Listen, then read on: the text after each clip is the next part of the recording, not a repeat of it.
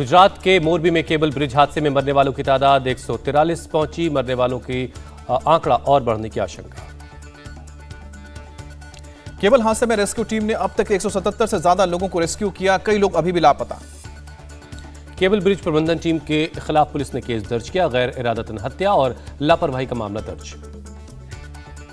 CM Bhupendra Patel के हादसे की जांच के आदेश। 5 सदस्यीय हाई लेवल टीम करेगी इसकी जांच। सीएम भूपेंद्र पटेल रविवार की देर रात पहुंचे मोरबी। हादसे की जगह पर जाकर हालात का जायजा लिया। मुख्यमंत्री अस्पताल में भी गए। डॉक्टर्स से भी हालात की जानकारी ली। पीड़ितों से भी मुलाकात की।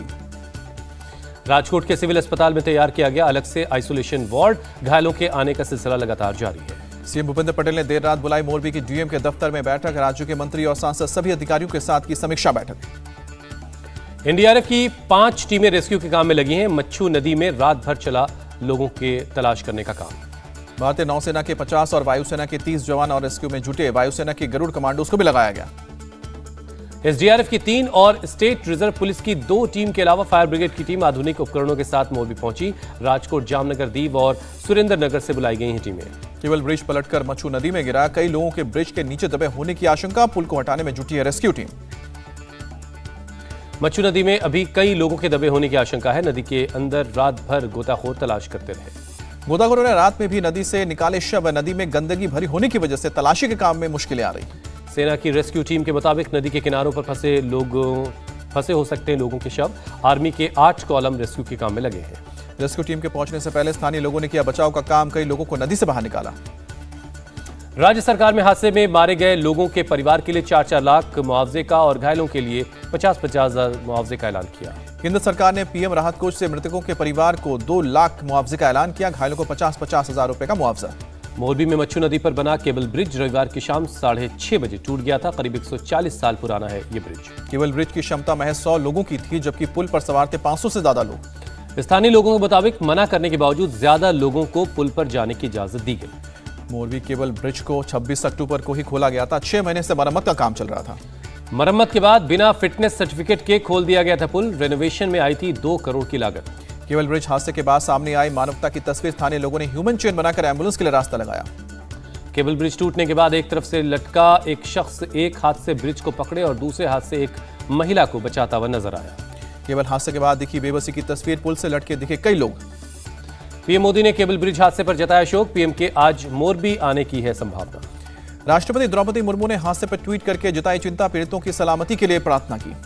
राहुल गांधी ने ट्वीट कर हादसे पर जताया दुख। कांग्रेस के कार्यकर्ताओं से राहत के काम में मदद करने की अपील की। राजस्थान के सीएम अशोक गहलोत ने हादसे को बताया दुखद। राज्य सरकार से तुरंत हादसे की जांच करवाने और दोषियों को सजा दिलवाने की मांग की।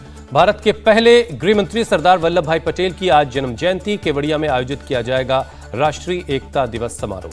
पीएम मोदी राष्ट्रीय एकता दिवस समारोह में शिरकत करेंगे। स्टैच्यू ऑफ यूनिटी पर सरदार पटेल को श्रद्धांजलि देंगे। पीएम मोदी आज दोपहर 3:30 बजे जाएंगे बनासकांठा। थराद में कई विकास परियोजनाओं की रखेंगे आधारशिला। पीएम मोदी ने वडोदरा में कल ट्रांसपोर्ट एयरक्राफ्ट C295 प्लांट की आधारशिला रखी। अब भारत में होगी सैन्य परिवहन विमानों की मैन्युफैक्चरिंग।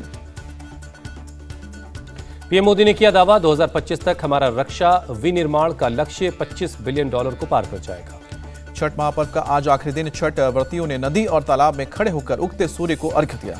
पटना के गंगा घाट पर सुबह सुबह पहुंचे छठ व्रती। उगते सूरज को प्रसाद चढ़ाकर गंगा जल से दिया अर्घ्य। रांची में भी छठ घाटों पर उमड़ी श्रद्धालुओं की भीड़। व्रतियों ने भगवान सूरज को दिया अर्घ्य।